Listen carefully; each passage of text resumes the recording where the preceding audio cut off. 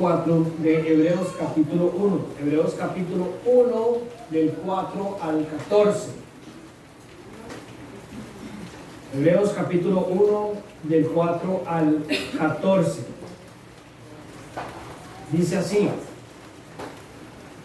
Le tienen que poner mucha atención, siempre le tienen que poner mucha atención, pero hoy tienen que poner mucha atención con las riquezas y profundidades de este texto. Dice: después de llevar a cabo la purificación de los pecados, hablando de Jesucristo, el autor de Hebreos, dice: el Hijo se sentó a la diestra de la majestad en las alturas, siendo mucho mejor que los ángeles, por cuanto ha heredado un nombre más excelente que ellos.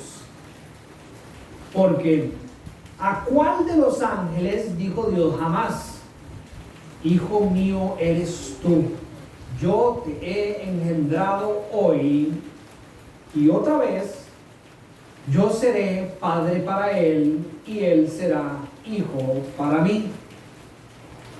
De nuevo, cuando trae al primogénito al mundo, dice: y lo adoren todos los ángeles de Dios. Versículo 7. De los ángeles dice: el que hace a sus ángeles espíritus y a sus ministros llamas de fuego. Pero del Hijo dice: tu trono, oh Dios, es por los siglos de los siglos, y cetro de equidad es el cetro de tu reino. Has amado la justicia y aborrecido la iniquidad, por lo cual Dios, tu Dios, te ha ungido con óleo de alegría más que tus compañeros. También tú, Señor, en el principio pusiste los cimientos de la tierra, y los cielos son sombra de tus manos. Ellos perecerán, pero tú permaneces, y todos ellos como una vestidura se envejecerán, y como un manto los enrollarás, como una vestidura serán mudados. Pero tú eres el mismo, y tus años no tendrán fin. Pero ¿a cuál de los ángeles jamás ha dicho: siéntate a mi diestra hasta que ponga a tus enemigos por estrado de tus pies? ¿No son todos ellos espíritus ministradores enviados para servir por causa de los que heredarán la salvación?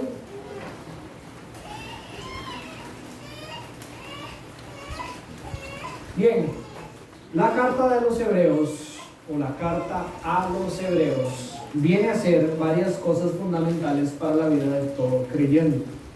Número uno, es que esta carta nos muestra quién es verdaderamente Jesús. Número dos, explica el plan perfecto de Dios y cómo todo ha sido hecho, todo ha sido consumado en la persona de Cristo. Número tres, abre nuestros ojos a la suficiencia de Cristo para la vida del creyente. Y número 4, abre nuestros ojos sobre cómo debemos vivir entendiendo quién es Cristo y lo que Cristo hizo. ¿Qué significa lo que hizo Cristo y cómo esto impacta mi vida? Ahora, cuando yo pienso en eso como el contenido de toda la carta a los Hebreos, es imposible no pensar en el Evangelio. Si nosotros pudiéramos, en el contexto de esta enseñanza, resumir lo que es el Evangelio, yo lo pondría en estos 3 puntos. El número 1, y en orden: ¿quién es Cristo Jesús? Es importante saber quién es Cristo Jesús, y como resultado de entender quién es Cristo Jesús, entenderíamos quiénes somos nosotros. Número 2, ¿qué es lo que Cristo hizo? Es esencial en el Evangelio entender lo que hizo Cristo. Por ende, llegaríamos a entender qué es lo que nosotros no hicimos y qué es lo que nosotros no podemos hacer y la necesidad de lo que hizo Cristo. Número 3, ¿qué significa esto para nosotros? ¿Qué significa quién Cristo es? ¿Qué significa lo que Cristo hizo? ¿Qué significa esto para nosotros? ¿Qué implicaciones tiene lo que hizo Cristo para mi vida? ¿A qué decisión me enfrento conforme nosotros conocemos quién Cristo es y lo que Él hizo? Creo que muchas veces cuando nosotros hablamos del Evangelio, cometemos el error de rápidamente empezar a hablar de lo que Cristo hizo en la cruz y los efectos que tiene esto que Cristo hizo en la cruz. Pero no tomamos el tiempo necesario para meditar o explicar quién es este Jesús que hizo todas estas cosas. El autor de Hebreos me parece que no quiere caer en ese enredo, en ese error, y por ende Dios no quiere que nosotros caigamos o sigamos en el mismo error. El autor de Hebreos puede entender que muchos de los padecimientos de estos hebreos, es decir, el seguir abrazando las tradiciones, los sacrificios del Antiguo Testamento, este montón de cosas que de alguna manera ellos no querían soltar porque los hacía sentirse en un lugar más seguro ante Dios, es porque en el fondo ellos no tienen un claro entendimiento de quién Cristo es. Ahora, no estoy hablando de creyentes y no creyentes, estoy hablando de creyentes que han abrazado por fe la persona de Cristo, pero que no tienen profundidad en el entendimiento de quién esa persona es. Y obviamente dentro de la iglesia esta, como probablemente dentro de esta, hay algunos que no han abrazado todavía a Cristo Jesús, y por ende sigue siendo igual de importante esto que el autor de Hebreos quiere dejar claro: quién es Cristo Jesús. El conocer verdaderamente y con claridad a la persona de Jesús llevará a todo cristiano a verdaderamente poder descansar en lo que Cristo hizo. Usted se puede saber de memoria, y dése cuenta cómo esto pasa en la vida de todos nosotros, lo que Cristo hizo y las implicaciones que tiene lo que Cristo hizo. Pero si usted no tiene profundidad en quién es ese Cristo, usted no va a vivir acorde a lo que Él hizo. Porque usted va a siempre creer que puede ser que usted tenga un mejor plan. O se va a apoyar en otras cosas más, al igual que estos hebreos, para asegurarse de que verdaderamente lo está haciendo bien. Porque no entienden claramente quién es Jesús. Conocer y entender con claridad, que es el paso 1 del Evangelio mencionado anteriormente, quién Cristo es y lo que hizo, que sería el paso 2 mencionado anteriormente, llevará a todo cristiano a poder verdaderamente descansar en lo que significa abrazar las verdades y las implicaciones que tiene lo que Jesús hizo para nuestras vidas. Verdaderamente descansar. ¿A qué me refiero con eso? A que usted no necesita nada más que a la persona de Cristo, y por ende lo que Él hizo y lo que Él lo llama a hacer y a seguir. Todas estas cosas van a llevar al verdadero creyente a poder entender y vivir el Evangelio de Jesucristo. Dese cuenta conforme vamos llegando a la conclusión en esta enseñanza, que de nuevo, lo frágil, lo inconstante, las debilidades de su caminar en santidad, lo cual significa cada día ser más lo que Dios quiere que usted sea aquí en la tierra, vienen de la flaqueza, debilidad o error que usted tiene sobre quién Cristo es. Todo arranca de ahí. Por eso que creo que esta enseñanza es sumamente importante, y esta carta también. Esta carta se va a enfocar en definir quién Cristo es sobre todas las demás cosas. Jesucristo superior y supremo ante todo y todos. Habíamos estudiado en la introducción, es decir, los primeros 3 versículos de esta enseñanza, lo que podría llamarse un resumen de la metanarrativa bíblica. La metanarrativa bíblica, para que se relacionen con el término, es todo lo que Dios revela desde el principio hasta el final de la Escritura. Todas las verdades que Dios revela, que apuntan todas a Cristo Jesús, en los 66 libros de la Biblia, esa es la metanarrativa bíblica. Los 3 primeros versículos del libro de Hebreos nos introducen a Jesucristo en el centro de esa metanarrativa, en 3 versículos. Jesucristo como creador, Jesucristo como redentor, es decir, como salvador y el que redime todas las cosas, y por último Jesucristo como rey.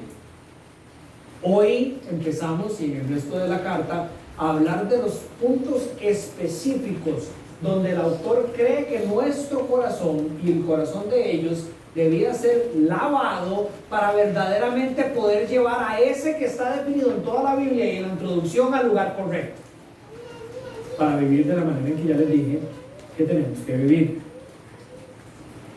Si pudiéramos ponerle un título a la sección de hoy, sería la supremacía de Cristo sobre los seres espirituales creados. Para ser más específicos, usando el mismo lenguaje de los versículos, la supremacía de Cristo sobre los ángeles. Ahora, ¿por qué este tema era importante para el autor de Hebreos? En el tiempo en el que se escribió esta carta, existía una necesidad específica entre los hebreos que el autor debía confrontar. Hay una literatura o hay algunos escritos que estaban en las manos de los hebreos que se conoce como literatura intertestamentaria. Entonces tenemos el Antiguo Testamento y como Dios había predicho, al final de la voz del último profeta, hay un silencio de 400 años antes de que Dios empiece a hablar, según los registros ya del Nuevo Testamento, por medio de los ángeles y por medio del profeta, lo que se cree el último profeta, estilo Antiguo Testamento, Juan el Bautista. Entonces, entre el Antiguo Testamento y el Nuevo Testamento hay 400 años de silencio. En esos 400 años de silencio de Dios, no significa que Dios no estuvo haciendo nada, ni que el pueblo de Dios no tuvo o estaba haciendo algo en relación con Dios. Si seguían su vida, seguían estudiando los escritos divinos y las cosas seguían pasando. Muchos empezaron a escribir sobre el pueblo de Israel, el pueblo hebreo, y las interpretaciones de los textos bíblicos. Entre esos, de nuevo, lo que se conoce como literatura intertestamentaria, se levantaron muchas doctrinas con respecto a los ángeles, y estas doctrinas eran desmedidas, es decir, habían ido muchísimo más allá de lo que verdaderamente Dios había dicho.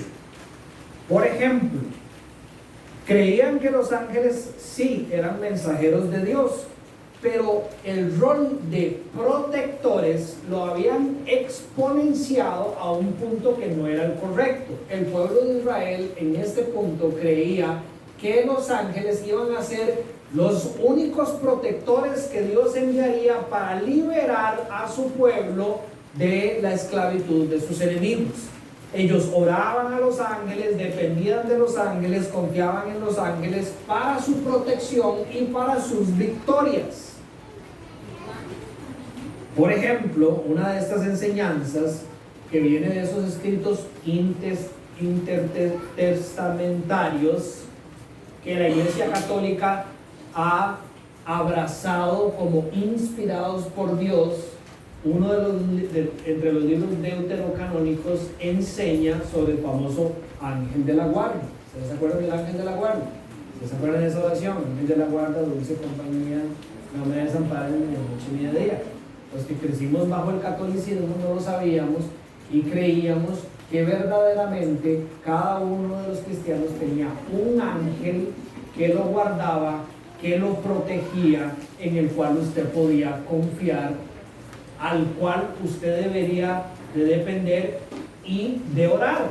Tanto así que nuestra oración era hacia un ángel, ángel de la guarda, dulce compañía, no me desampares ni de noche ni de día.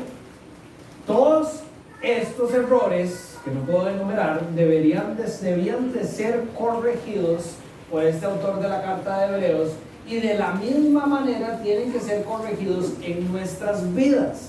Ahora, puede ser que usted no le ore a los ángeles específicamente, pero puede ser que haya algún otro ser creado con el cual usted tenga una relación similar, y puede ser también que usted tenga mucha duda de quiénes los ángeles son y cuál es su relación dentro del mundo espiritual con Jesús, con Dios el Padre, con todas esas cosas, y por ende caiga en errores de referirse o relacionarse con los ángeles de una manera que no es la correcta.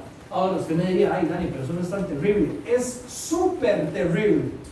Cada vez que usted le está dando la gloria a alguien que no es el que merece la gloria, se la está quitando a él.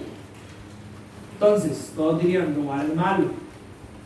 Imagínense que usted vaya a guiones y alguien le dice, vea, aquí hay 1 millón de colones y se los tiene que dar a Billy. Y usted la tarea es darle 1 millón de colones a Billy, y de camino va saliendo y dice, pucha, ¿qué se les va a comprar una pipa? Y me va a comprar con el 1 millón de Billy, y me monté un tuk-tuk y le voy a dar, y le voy a dar propina y todo. Es decir, todo lo que era destinado para Billy usted lo está usando y se lo está dando a otras personas. Lo mismo es con la gloria. Si usted no le está dando la gloria al único merecedor de gloria, se la está dando a alguien más. Así como usted le está robando a Billy, usted le está robando a Dios, lo cual debería ser algo terrible para usted. Entonces, probablemente algunos de nosotros tengamos preguntas sobre los ángeles que vayan a ser respondidas hoy. Traje algunos ejemplos. ¿Cuál es la relación entre Cristo y los ángeles? ¿Es Cristo un ángel o un ser espiritual similar a ellos? Usted me dirá, ay Dani, ¿quién piensa eso? Por las calles de este pueblo andan sectas enseñando que Jesucristo no es el Hijo de Dios, sino que en el fondo es una fuerza, es un ángel, es algo diferente. ¿Cristo le sirve a los ángeles o los ángeles sirven a Cristo? ¿Por qué? ¿Cómo ve el Padre, Dios, a los ángeles, y cómo ve a Cristo? ¿Cuál es la diferencia? Hay diferencias entre los ángeles y Cristo en términos de poder, de sabiduría, de las tareas que tienen que cumplir. Tengo yo un ángel personal que me protege, pero más importante aún, basados en la introducción que ya les di, a través de estos pasajes, aunque vamos a aprender sobre angelología, vamos a profundizar en el entendimiento de quién es Jesús. Y conforme nosotros profundizamos en el entendimiento de eso y lo abrazamos en nuestro corazón, el cambio que va a haber en nuestro caminar cristiano debería de ser sustancial. Pero bueno, entremos en materia, en los versículos. El punto número 1 para esta mañana sería: a Jesús se le ha dado un nombre que es sobre todo nombre. El autor de Hebreos dice, en el contexto, trayéndolo desde el versículo 3 al versículo 4, después de llevar a cabo la purificación de los pecados, ¿quién es este? Jesús, ¿verdad? El Hijo se sentó a la diestra de la majestad en las alturas, siendo mucho mejor que los ángeles. Después de la purificación de pecados, es decir, después de que su obra encomendada por Dios el Padre fue terminada, el Hijo se sentó a la diestra de la majestad en las alturas, siendo mucho mejor que los ángeles, por cuanto ha heredado un nombre más excelente que ellos.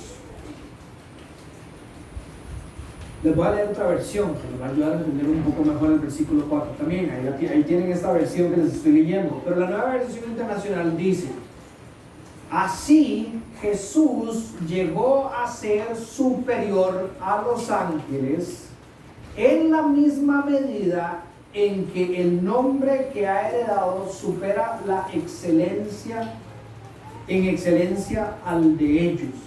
Es decir, hay una relación de nombres entre lo que debería de contener la definición de la palabra ángel para nosotros y lo que debería de contener la definición de la palabra del nombre de Jesús para nosotros.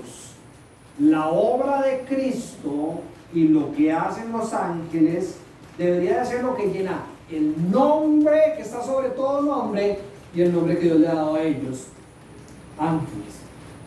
Entonces para ahí vamos, ese nombre que es sobre todo nombre. De nuevo, desde el versículo 1 al versículo 3, el autor nos dice que Cristo, y traten de hacer esto es lo más importante, porque ustedes se van a dar cuenta que uno de los errores que nosotros tenemos doctrinalmente es que, por ejemplo, si yo les digo a ustedes, ¿cuál es el nombre que está sobre todo nombre? ¿Cuál? Jesucristo. Esa es una de las respuestas. ¿Cuál otro?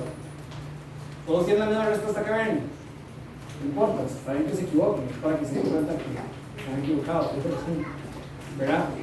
Es decir, puede ser que todos ustedes a la pregunta, hágaselo usted en su mente, ¿cuál es el nombre que está sobre todo nombre? Puede ser que usted tenga una respuesta, pero no significa que el contenido dentro de ese nombre usted lo tenga.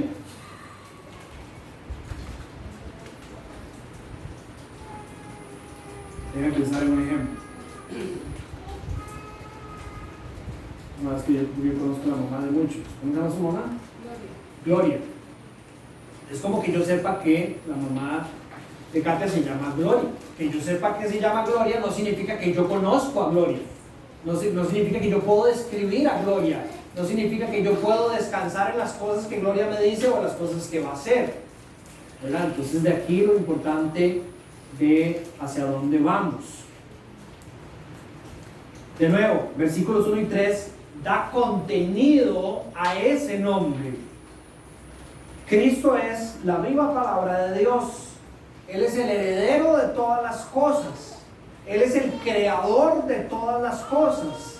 Él es el resplandor de su gloria. Él es la expresión exacta de la naturaleza divina. Él es el que sostiene todas las cosas con el poder de su palabra. Ese es Cristo. Entonces, este listado que está resumiendo y que creceremos en profundidad a lo largo de todo el libro de Hebreos de quien Cristo es lo que pone el contenido al nombre que está sobre todo nombre. Lo que los ángeles hacen le da contenido a lo que es el nombre de los ángeles. Así de proporcional es esto con esto, como esto con esto. La claridad de eso, de nuevo, todavía no lo están viendo tal vez, la claridad de entender esto es que usted en su caminar espiritual va a poder darle a él lo que él se merece y tratar con ellos de la manera en que ellos se merecen. Y hay una gran diferencia que nos puede salvar de un gran error. De nuevo, Él es la viva palabra de Dios, el heredero de todas las cosas, creador de todas las cosas, el resplandor de la gloria de Dios, la expresión exacta de la naturaleza divina que sostiene todas las cosas con el poder de su palabra. Ese es Cristo. ¿Recuerdan el primer paso del resumen del Evangelio que hicimos? ¿Quién es Cristo? Ese es Cristo. Después dice, Él llevó a cabo la purificación de los pecados. Eso es lo que Cristo hizo. Y por la perfección de su ser y su obra, el Hijo, se pudo sentar en el trono de Dios. Así, con todo eso, de majestuoso es su nombre. El nombre de Jesús es la prueba de Dios de la superioridad de Cristo sobre todas las cosas creadas. En este caso, sobre los ángeles. Para recalcar en lo que les vengo diciendo.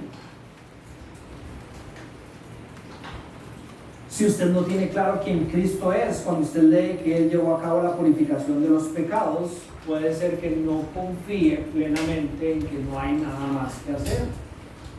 En que usted verdaderamente tiene que venir a la iglesia y no faltar y servir, porque si usted hace eso, Dios va a estar feliz con usted. Eso es hacer exactamente lo mismo que estaban haciendo los hebreos, confiar en que nosotros tenemos que agregarle algo más a nuestra salvación por lo que Cristo hizo y por quien Cristo es, para que Dios esté alegre conmigo. Sin la persona de Cristo en medio, aunque usted venga todos los domingos a la iglesia, la palabra de Dios dice que sus obras son trapos de inmundicia para Dios.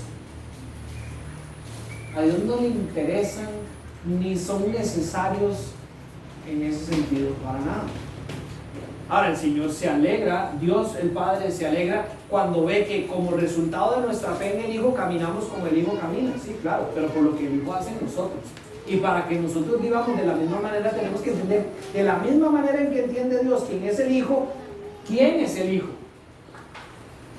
Porque si no, simplemente estamos brincando en una pata porque Él purificó nuestros pecados, pero nuestra vida no muestra eso. No muestra confianza en la purificación de pecados. No muestra arrepentimiento por los pecados que hicimos. No muestra que cada día estamos creciendo en santidad. ¿Por qué? Porque en el fondo de Él puede ser que Cristo no lo haya logrado del todo. Lo que Él dice que Él hace en mí, la santidad, la limpieza, la libertad de mis pecados, puede ser que no esté pasando y por eso no lo logro. Eso es porque no hay profundidad en el entendimiento de quién es Cristo. Ahora, Cristo recibe un nombre que es sobre todo nombre. ¿Cuál es ese nombre? Que es donde empezamos a tener ciertas cosas de teoría que le empiezan a dar profundidad a nuestra a esta pregunta que queremos responder. ¿Cuál es el nombre que está sobre todo nombre? Según la Biblia hay dos opciones. La número 1 se construye sobre Filipenses capítulo 2 versículos 9 y 11. Ahora, estos son los versículos de referencia que más se usan para explicar esto, pero están respaldados por todos los demás versículos bíblicos. Filipenses en el capítulo 2, después de nuevo decir quién es Cristo, estaba en la gloria, no consideró la gloria como algo de que aferrarse y vino y se sacrificó, ¿verdad?, para la limpieza de todos los pecados. Entonces, ¿quién es Cristo primero? Después, lo que hizo Cristo por nosotros. A partir del versículo 9, en el capítulo 2 dice, por lo cual, es decir, por estas razones, Dios también lo exaltó hasta lo sumo y le confirió el nombre que es sobre todo nombre. Versículo 10 dice, para que al nombre de Jesús se doble toda rodilla de los que están en el cielo y en la tierra y debajo de la tierra. Y toda lengua confiese que Jesucristo es Señor, para la gloria de Dios. Entonces, sobre ese versículo podríamos pensar que lo que el autor está diciendo es que ese nombre que está sobre todo nombre y que toda rodilla se doblará es el nombre de Jesucristo. Pero, es el nombre de Jesús. Pero Jesús como nombre no tiene peso si Dios no lo posiciona en el lugar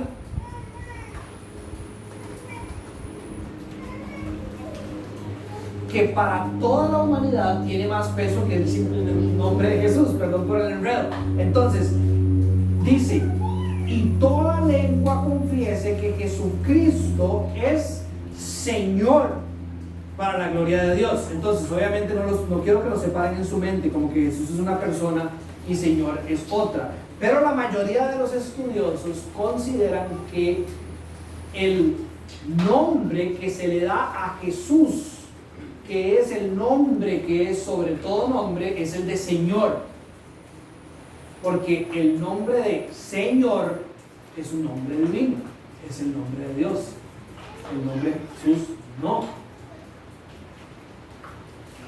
Recordemos que estas personas eran expertos, los hebreos, y el que escribió la carta a los hebreos eran expertos en la Septuaginta. ¿Se acuerdan lo que es la Septuaginta? Era la traducción de los textos antiguos hebreos al griego.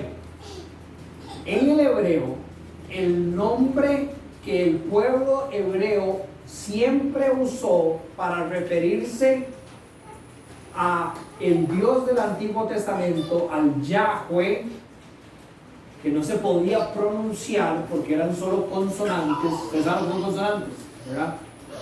Entonces eran solo consonantes en lo que se conoce como el tetragramatón, ¿verdad? Es decir, no se podía pronunciar. Entonces a Dios le dieron varios nombres, y el nombre que estaba, que ellos usaban como el nombre único hacia Dios en muchos de sus textos, era el de Señor. Si ustedes leen el Antiguo Testamento, la palabra Señor referida a Dios aparece más que ningún otro nombre para referirse a Dios. Esa palabra en hebreo es Adonai. Esa palabra, cuando se traduce del hebreo al griego, se traduce Kurios. Tienen que acordarse de esto que les estoy diciendo porque es muy bonito. Esa palabra, ese nombre de Dios se traduce Kurios, y es el nombre que, según Filipenses capítulo 2, se le agrega al nombre de Jesús, para que ahora el nombre terrenal de Jesús cuente con el contenido necesario para que toda lengua confiese y para que toda rodilla se doble ante Él. Es el nombre, dice además en esta versión, de Jesucristo. Cristo viene a definir el ungido de Dios, el Señor, que Jesucristo es Señor, dice, para la gloria de Dios Padre.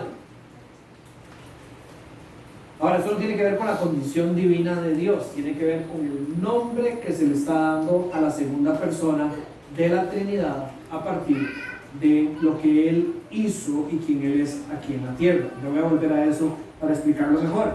La segunda opción de cuál puede ser el nombre de Jesús, sí va más de la mano, el nombre otorgado sobre todo nombre de Jesús, sí va más de la mano con el contexto de los versículos que tenemos hoy. Dice: después de llevar a cabo la purificación de los pecados, el Hijo se presentó a la diestra de la majestad de las alturas, siendo mucho mejor que los ángeles, por cual ha heredado un nombre más excelente que ellos. El nombre que está usando el autor viene del versículo anterior, Hijo, y vea lo que dice en el versículo 5, con respecto a cómo el Padre se refiere a la segunda persona de la Trinidad. Porque ¿a cuál de los ángeles dijo Dios jamás: Hijo mío eres tú, yo te he engendrado hoy? Y otra vez, dice el texto, yo seré padre para él y él será hijo para mí. Estas citas son del Antiguo Testamento, Salmo 2 y 2 de Samuel capítulo 7. Ambos son textos mesiánicos, es decir, ambos hablan sobre el ungido, sobre el ungido de Dios, profecías que se iban a cumplir aplicadas a Jesús. Ahora estamos viendo en los textos ya materializada esta profecía escrita cientos de años anterior a este momento. Vean las palabras del apóstol Pablo en Romanos capítulo 1. Pablo, siervo de Cristo Jesús, llamado a ser apóstol, apartado para el evangelio de Dios, que él ya había prometido por medio de sus profetas en las Sagradas Escrituras. Es el mensaje acerca de su Hijo, dice, que nació de la descendencia de David según la carne, y que fue declarado Hijo de Dios, lo cual parece que hay como una segunda afirmación de este que es el Hijo, con un acto de poder conforme al Espíritu de santidad por la resurrección de entre los muertos, nuestro Señor Jesucristo.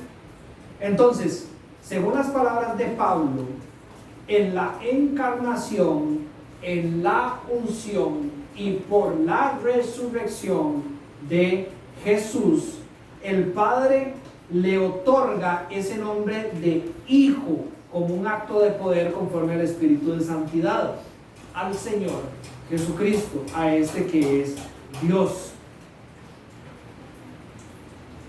Según el texto de hoy, ese nombre, que está sobre todo nombre, podría entenderse también como el Hijo de Dios. No hay nada en la creación que reciba el nombre de Hijo como lo recibe Cristo. Cristo es el Señor, atributos divinos que le ponen contenido a su nombre, pero Cristo también es Hijo. Y por medio de las descripciones del Nuevo Testamento, atributos divinos relacionados con el Padre de una manera única y especial, que le dan un peso a ese nombre que nadie más tiene. Los ángeles son agentes de Dios, son mensajeros de Dios, son testigos de quien Dios es, pero nunca, excepto en un pasaje que por el contexto se utiliza esta palabra para referirse a ellos de manera plural, nunca ningún ángel ha sido referido por la boca de Dios como un hijo o como el Hijo mío. Ustedes han leído el famoso versículo Juan 3:16. Este versículo dice: porque de tal manera amó Dios al mundo, que dio a su Hijo unigénito, para que todo aquel que en Él cree no se pierda, sino que tenga vida eterna. Ahí se utiliza la palabra Hijo en referencia a Jesús. Ahora usted me dirá: Dani, pero nosotros no somos también hijos de Dios. La definición de la palabra unigénito que acompaña a la palabra hijo en Juan 3:16 es esta: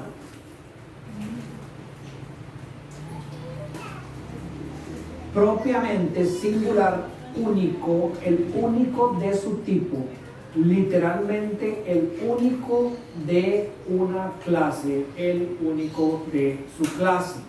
Él es el único, unigénito, no el único de que solo Él, sino especial en su clase, Hijo de Dios. Y por eso es que ni de los ángeles ni de los hombres Dios se ha referido de la manera en que se refiere a Jesús como Hijo. Ahora, un detalle sobre el versículo que tenemos enfrente, versículo 5, donde el Padre se refiere a Él: Hijo mío eres tú, yo te he engendrado hoy, yo te he engendrado hoy. Muchas veces las personas agarran este versículo para decir que Jesucristo es un ser creado. La palabra engendrado no está hablando de creación, sino que está hablando de una nueva condición dada en un tiempo específico a la segunda persona de la Trinidad. La definición de la palabra engendrado, de nuevo, tiene que ver con el momento en que la segunda persona de la Trinidad, Dios, no porque Dani lo dice, sino porque el contenido de la definición de su nombre lo sostiene, entra en la creación, es encarnado, es engendrado, y su condición cambia ante la creación. En la mañana me preguntaban después de la enseñanza: Dani, entonces usted nos está diciendo que Jesús, Dios eterno, segunda persona de la Trinidad, antes de la encarnación no era hijo. ¿Sí? No era hijo. Él siempre ha sido el Dios eterno, segunda persona de la Trinidad, según la economía de la Trinidad, que se llama. Es decir, uno, lo que conocemos según el Nuevo Testamento, revelado Padre; dos, la segunda persona de la Trinidad, revelado en el Nuevo Testamento como Hijo; y tres, el Espíritu.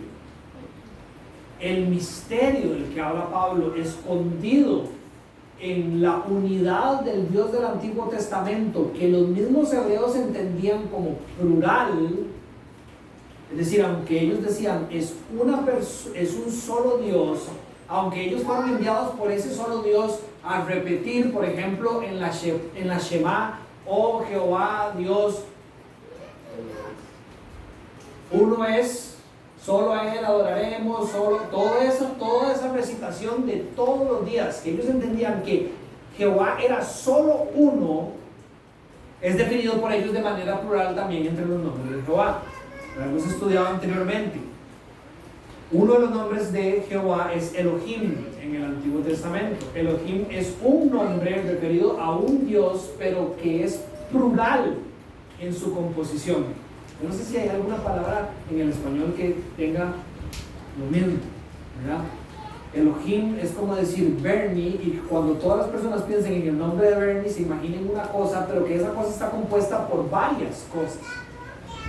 Entonces Elohim creó los cielos y la tierra. Elohim fue el que creó el hombre a su imagen y a semejanza. Pero cuando Elohim habla, dice, hagamos varios al hombre a nuestra imagen y semejanza. Muchas personas dicen, los ángeles eran parte de ese grupo, de esa pluralidad. Por eso dice hagamos, porque ya Dios, uno, el Padre o ese Dios Yahweh, estaba junto con otros seres espirituales. Pero resulta que nosotros no somos hechos a imagen y a semejanza de los ángeles, en ningún lado dice. No solo eso, sino que no podemos ser hechos a imagen y a semejanza de Dios, hechos a imagen y a semejanza de Cristo, cuando Cristo es tan diferente a los ángeles. Y de aquí todo esto que el autor de Hebreos quiere aclarar. Entonces, de nuevo, engendrado es una condición nueva, revelada en el tiempo de la segunda persona de la Trinidad. La segunda persona de la Trinidad empieza a ser hijo cuando viene a la tierra y es confirmado como hijo cuando su obra de redención es concretada y asciende al cielo. Y por eso en el versículo 3 podemos leer que dice, después de llevar a cabo la purificación del pecado, el Hijo se sentó a la diestra de la majestad en las alturas. Ahora como hijo se sienta a la par de Dios, y gracias a su obra es que ahora Él hereda un nombre más excelente que el de todos los demás, que es el nombre de hijo. En las palabras de Pablo, ese es el mensaje acerca de su hijo. Dice que nació de la descendencia de David según la carne, hijo, digamos, primera parte, y que fue declarado hijo. Sí, como que Pablo estuviera diciendo que cuando nació no era hijo, pero cuando nació ya era hijo, porque Dios lo confirma en el bautismo. Dice, este es mi hijo amado, del cual estoy complacido. Y los textos anteriores también le llaman el Hijo de Dios. Isaías dice que será el Hijo del Altísimo también. Pero Pablo dice que fue declarado Hijo de Dios con un acto de poder conforme al Espíritu de Santidad. ¿Por qué? Por la resurrección de entre los muertos, nuestro Señor Jesucristo, después de su obra de salvación también en el cielo. Entonces es hijo en la tierra y es hijo por primera vez en el cielo también. Y ahora es el hijo el que se sienta en el trono. En síntesis, ya les di bastante información para qué es lo que es importante que hagan con toda esta información. En ningún otro ser creado espiritual, ni en cualquier otra cosa, nosotros podemos encontrar un nombre como este, que nos asegura un lugar, este nombre, el lugar especial y único en temas de relación con Dios, en temas de la autoridad que tiene, en temas de la sumisión con Dios, que los que encontramos descritos por el nombre que le da Dios a nuestro Salvador, Jesús. Hechos capítulo 4, en ningún otro hay salvación, porque no hay nombre bajo el cielo dado a los hombres en el cual podamos ser salvos. Sobre este nombre y ningún otro nombre descansa todo lo que somos y la vida eterna. Mi esposa tiene una característica que yo admiro, porque yo no la tengo, y es que cuando ella está ante un momento de estrés verdadero, esto puede ser desde que un chiquito se cayó desde un banco y pegó la cabeza en el suelo, hasta cuando se le paran saltamontes en el hombro, el nombre que ella grita es el nombre de Jesús, el nombre del Hijo, el nombre del que es Señor de señores. Ese es el nombre que siempre sale de su boca. Yo digo un montón de cosas antes de poder llegar al punto donde lo que sale de mi boca es el nombre de Jesús. Pero lo que el autor de Hebreo quiere que ustedes entiendan es que ese es el nombre que tiene que reinar todos nuestros pensamientos. No debería de haber nada más en lo cual nosotros confiemos para nuestra protección, para nuestro caminar en santidad, para nuestro arrepentimiento, para poder nada que el nombre de Jesús. No hay ángel al cual yo le tenga que orar, no hay nombre al cual yo pueda traer a esta tierra que sea fuerte o yo pueda confiar como en el nombre de Jesús. Ustedes me dirán, no, pero es que eso es así en mi vida. En serio, muchas veces las personas me dicen, es que no he agarrado trabajo, pero ahora va a venir tal persona a hablar por mí en este lugar y gracias a eso yo estoy seguro que me van a dar el trabajo. Sí, usted está confiando en quién, en el nombre de esa persona, porque ese es el lenguaje, ¿verdad? Si usted confía que el trabajo se lo va a dar su tío o su papá, o que usted es amigo del hijo del dueño de la empresa, ese nombre, llámese Ernesto, está contenido por un montón de cosas en las cuales usted confía como que él tiene la capacidad para darme a mí lo que yo necesito. Y lo último que le falta es orar en el nombre de Ernesto. Ahora usted no lo hace así por tradición, pero su corazón está ahí.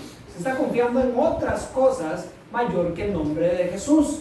Y el autor lo que quiere es limpiarnos y decirnos, vean chicos, y este es mi anhelo, dediquemos la vida entera para meditar en esto, porque esto construye esto, y con esto sostenemos todo lo que hemos abrazado y somos transformados.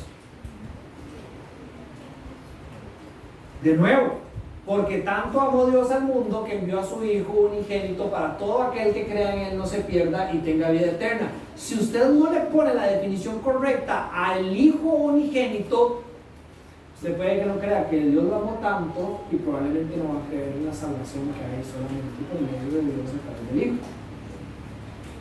Es importante que dediquemos todo el tiempo para que ese sea el nombre que gritemos en los momentos importantes de nuestra vida y siempre el nombre de el Hijo, el nombre del Señor, el nombre de Jesús. El punto número 2 es que Jesús es el Hijo de Dios y es digno de adoración. Él es superior a los ángeles, no solo porque su nombre lo respalda, sino también porque Él tiene el derecho de recibir adoración. Versículo 6 dice de nuevo, cuando trae el primogénito al mundo, dice, y lo adoren todos los ángeles de Dios. Lo adoren todos los ángeles de Dios. Estas son citas de Deuteronomio capítulo 32 y del Salmo 97. Ahora, usted se va a dar cuenta de una cosa. Si usted es dirigente y apuntó que esta es una cita de Deuteronomio 32 y 43 y del Salmo 97, 7, se va a dar cuenta que su traducción no dice ángeles. Nuestras traducciones vienen del hebreo. Las traducciones que está usando el autor vienen del griego. En el griego se lee así: alegraos cielos juntamente con él y que todos los ángeles le adoren. Ahora hay otras versiones que dicen que toda la creación le adoren. Salmo 97, 7 dice, todos los que sirven a imágenes talladas, los que se jactan en ídolos vanos serán avergonzados. Todos sus ángeles deben adorarlo. Así se traduce del griego los textos. Entonces, esto no es nuevo para los hebreos. Ellos conocían estos textos, sabrían que solo Jesucristo, solo Dios, más bien, por ser del Antiguo Testamento, es el que es digno de adoración. Esto se había contaminado y se había perdido. y ellos habían empezado a adorar también a los ángeles. Entonces, ¿qué es importante que nosotros entendamos con respecto al punto de la adoración? Número uno, es solo para Dios. No voy a leer los textos, Éxodo capítulo 20, Deuteronomio capítulo 5, Éxodo capítulo 34. Dios dijo, solo a mí, solo a Dios deben adorar. Número dos, es que el adorar algo implica la superioridad de esa cosa sobre las demás cosas. El menor siempre adora al mayor, eso lo encontramos en toda la Biblia. Y número tres, es que Dios apunta a que el que se le dé, Dios apunta a que se le dé toda la adoración a su primogénito. Versículo 6, cuando trae al primogénito al mundo, dice, y lo adoren todos los ángeles de Dios. Ahora, es interesante la palabra primogénito en ese versículo. Las sectas usualmente, de nuevo, lo relacionan con que es un ser creado. Los testigos de Jehová dicen que Jesucristo no puede ser Dios porque por un texto como estos, Él es el primogénito. Es decir, él es el primer creado, es un hijo de Dios. Usan también Colosenses capítulo 1, versículo 15. Él es la imagen del Dios invisible, el primogénito de toda la creación, para decir, Él es el primer creado de todas las cosas, pero fue creado. Si no puede ser eterno como lo es Dios. Pero hay un error de estudio muy básico, que es que la definición de la palabra primogénito no tiene que ver ni con inicio de existencia, es decir, como que es lo primero creado, ni con tiempo, es decir, qué pasó primero y qué pasó después. La definición de la palabra primogénito en toda la Biblia tiene que ver con posición, la posición principal, única de algo o de alguien. Tiene que ver con los derechos y con la autoridad de esa persona. No que si esa persona es el mayor, el primero nacido de la familia y demás. Ahora, vamos a encontrar muchos textos bíblicos donde la progenitura tiene que ver con el hijo mayor, ¿verdad? Es decir, el hijo mayor es el primogénito, dicen, pero no es porque fue el primero que nació, es porque su estatus en la familia es diferente a todos los demás en temas de derechos y de autoridad. El hijo mayor era el que el padre le daba derechos y autoridad sobre los demás hijos de manera específica, pero no era porque había nacido primero. ¿Cómo sabemos eso? De ver la historia de Esaú y Jacob. Esaú fue el que nació primero y por ende la primogenitura iba a ser para él, ¿verdad? Pero no porque nació primero, sino por la característica especial de ser el primer hijo. Pero cuando Esaú tenía muchísima hambre, le dijo a Jacob que hiciera una sopita, y ¿qué fue lo que hizo? Le cambió la progenitura, es decir, todas las bendiciones que le tocaban a él por haber sido, decir, el primero que nació o el mayor de los hombres de la familia, se las cambió a Jacob por un plato de sopa. Y Jacob pasó a ser el primogénito de la familia, siendo el segundo nacido. Así fue escogido por Dios y así se convirtió en el principal en posición en su familia, con derechos y autoridad especial. Otro ejemplo que podemos encontrar en la palabra de Dios, Colosenses capítulo 1, versículo 18, dice que Jesucristo es el primogénito de la resurrección. Si nosotros agarráramos la palabra primogénito como que es el primero, ¿verdad? Tendríamos que decir que Jesucristo fue la primera persona resucitada, y sabemos que no es así. Resucitaron muchos antes que Él. De hecho, en la crucifixión se levantan muchos santos antes de que Jesucristo resucitara el domingo. Muchos resucitaron antes de que resucitara Jesucristo. Entonces, ¿cómo es que Jesucristo es el primogénito de la resurrección? Es porque de todos los que resucitaron, incluyendo a su amigo Lázaro, ninguno resucitó con las características, derechos y autoridad que resucitó Cristo. Y por eso Él es las primicias, anunciando la manera en que nosotros, los hombres, algún día resucitaremos. Y aún así no llegaremos a ser el Hijo, ni Señor, ni Dios. Él es el primogénito. No significa ni el primero, ni en tiempo, ni en existencia. Es el principal, el más importante.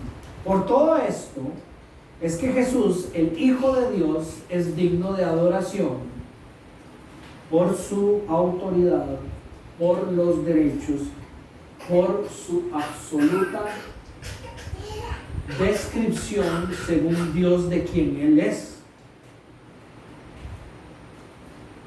Solo a Él se debe de adorar, no a los ángeles, no a la creación.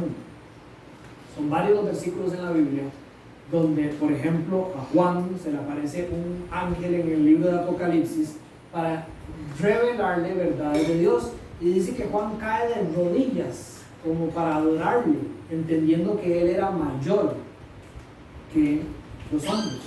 Y él le dice: no, no se de pie. Aquí solo hay uno que es digno de adoración, y ese es Dios. Resumiendo, entonces, adorar no es solo un mandato. En el fondo, ¿a quién más vamos a adorar sino solamente a Dios? ¿Por qué adoraríamos nosotros un ser creado? ¿Por qué adoraríamos nosotros a un hombre? ¿Por qué adoraríamos nosotros a un espíritu? ¿Por qué nosotros adoraríamos a un santo? Yo vengo de un pueblo donde se hacen fiestas para San Jerónimo, que es el que gobierna las cosechas del pueblo de Coronado y el que decide si las bendice o no, y se le hacen festividades y misas en adoración a este santo. ¿Para qué? ¿Quiénes son ellos a la par de Dios? ¿Cuáles son los atributos que están dentro de su nombre comparados con los atributos del Señor, del Cordero de Dios? Nadie. Apocalipsis dice que Juan lloraba y que todos se quejaban, los ángeles y todos los que estaban en la presencia del trono, y decían: ¿Quién? Ángeles, Juan, todos los que estaban ahí, los ancianos, ¿quién es digno de poder abrir estos rollos? Y la respuesta es el Cordero, solo el Cordero de Dios, que quita el pecado, el Hijo de Dios, el Señor, solo Él es digno. ¿A quién más vamos a adorar? Entonces, no solo cuál nombre está sobre todo nombre, cómo reacciona nuestra adoración hacia ese nombre, hacia el Hijo de Dios. Y por último, Jesús es Dios y el único sentado en el trono supremo de Dios, y su reinado no tiene fin ni comparación. Todo esto le da más contenido a nuestra definición de quién es Jesús, para descansar en la obra de Jesús, para vivir de la manera en que Jesús quiere genuinamente. Vean los contrastes que se presentan según el escritor de Hebreos. Versículo 7. De los ángeles, Dios dice: Él, ¿quién es ese Él? Jesús, que hace a sus ángeles, creador de todas las cosas, espíritus, y a sus ministros llamas de fuego. Si la proclamación de Dios es que el Hijo ejerce autoridad suprema sobre aquellos que ha creado. Los ángeles son sus ministros, son espíritus que le sirven, como vamos a ver más adelante en el versículo 14. Versus, es decir, esto sobre los ángeles, lo que el Padre dice del Hijo: tu trono. Y tal vez eso les va a causar risa, pero es que vean la delicia de la profundidad de esos textos. Ustedes tienen Instagram. Me ha parecido muy vacilón una de esos reels, se llaman, algo así, que sube la gente. El otro día y sale un muñequillo hablando y le dice al otro muñequillo, oye, le dice el muñequillo: sí, ¿no es cierto que tu papá te ha dicho que nunca hables con extraños? Le dice: sí. Dice, entonces, ¿cómo haces amigos? Y el bichillo hace, es que, y se le van los ojos así y aparece la canción que no me acuerdo si era como de X-Men, como que se mete en una dimensión desconocida, ¿verdad? Porque como que se enfrenta a una de esas verdades que lo llevan a uno a pensar más profundo de lo que simplemente uno dice, ¿verdad? Sí, es cierto, a mí me han dicho que nunca hablo con extraños, pero entonces, ¿cómo hacen uno amigos si no estás hablando con extraños? Simplemente es una ilustración que se me vino a la mente. Dice eso de los ángeles y el versículo 8 dice, el Padre, tienen que seguirme aquí, ojalá lo puedan leer. Dice, pero del Hijo dice Dios, voy a hacer, este es Cristo, así yo veo siempre a Cristo en la cruz ahí, este es Cristo, este es el Padre. El Padre dice, tu trono, ojo, el Padre, Dios, Yahweh, Adonai, dice, tu trono, oh Dios, es por los siglos de los siglos. Y vean como le da contenido al nombre del Hijo, llamándolo Dios eterno. Dice, el cetro es por los siglos de los siglos, y cetro de equidad es el cetro de tu reino. Entonces le dice, es bueno, es perfecto, es justo, es rey. Versículo 9, has amado la justicia y aborrecido la iniquidad, no hay pecado, es perfecto. Y ojo otra vez de nuevo el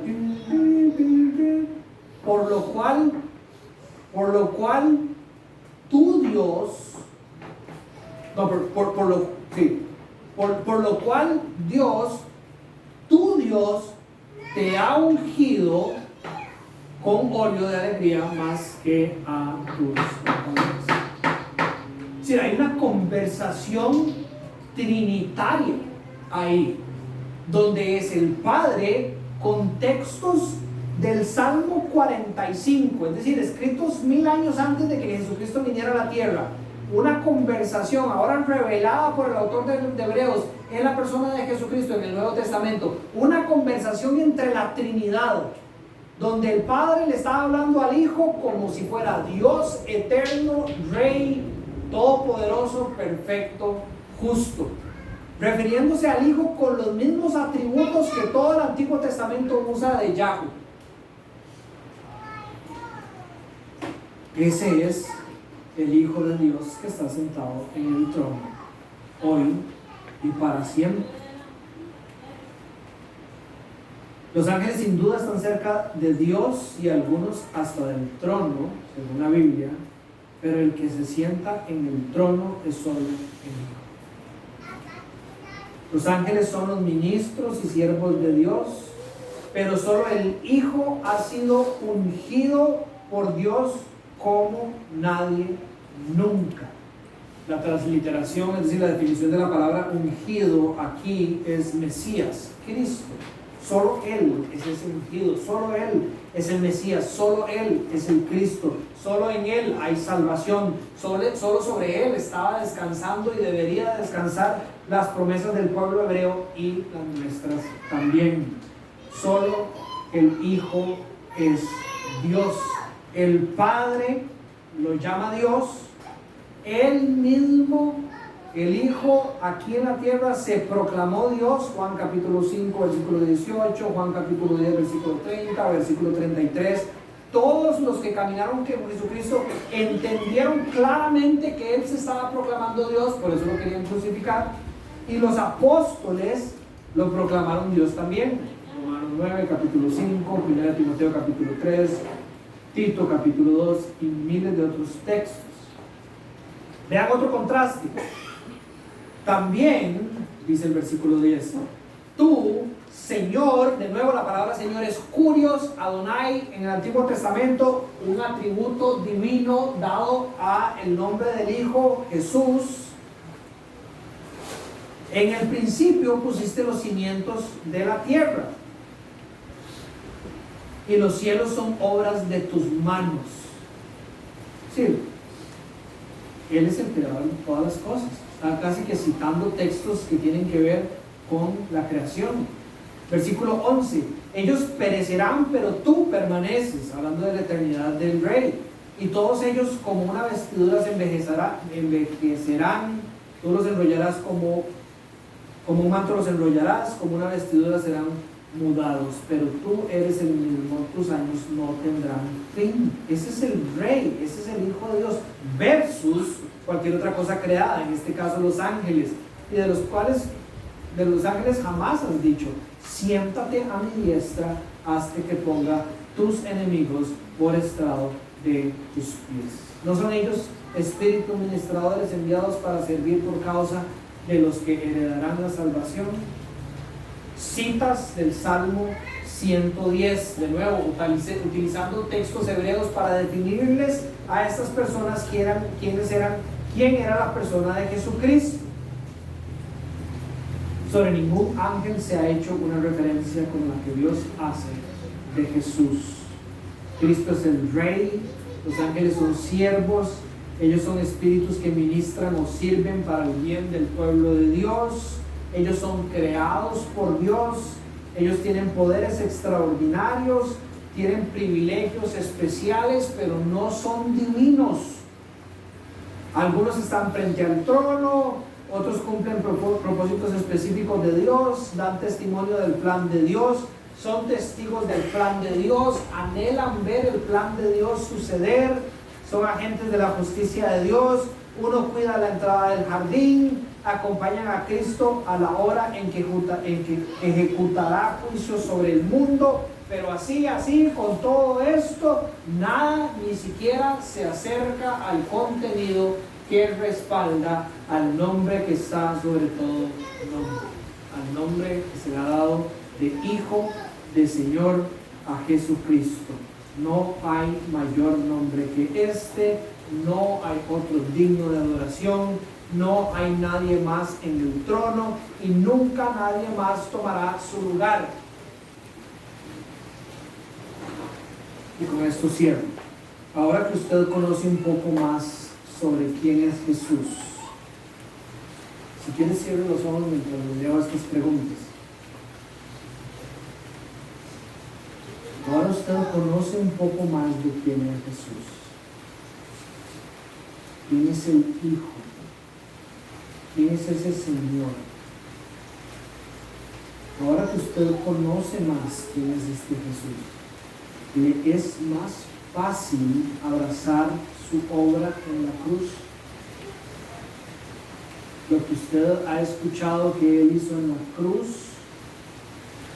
ese perdón de pecados, esa libertad del pecado, esa nueva vida que usted ahora tiene, esa capacidad de caminar en contra del mal y caminar hacia el bien, de cambiar su vida para ser más como Jesús. Ahora le es más fácil creer en eso, sabiendo que Jesús, el Hijo, el Señor, es su Rey y Él fue el que dio la vida por usted y por medio de Él usted es capaz de todo esto.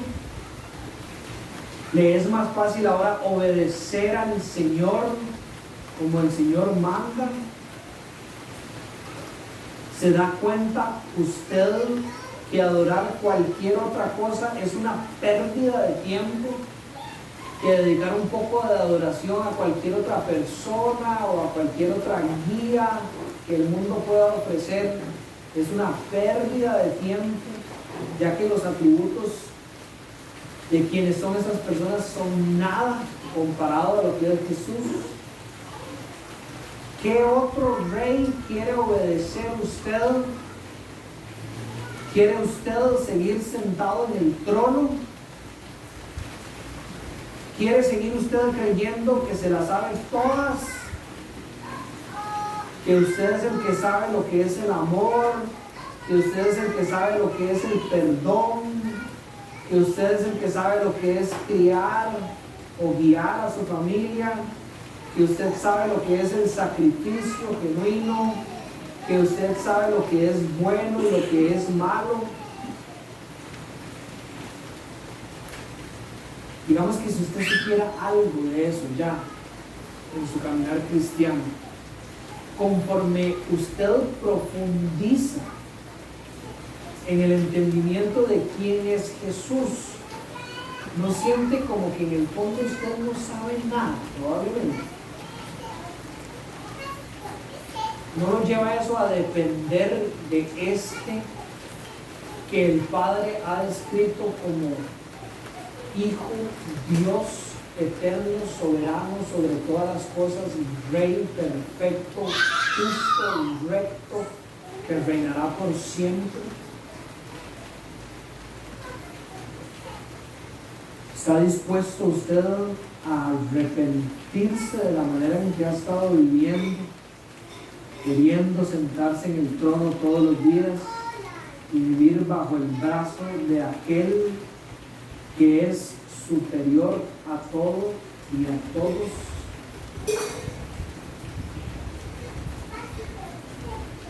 Oremos. Señor, te damos gracias por la luz que traes a nuestras vidas. Podemos ver como en nuestro corazón la falta de entendimiento, conocimiento y fe en quien es Jesús nos lleva a caminar vidas como la de los hebreos,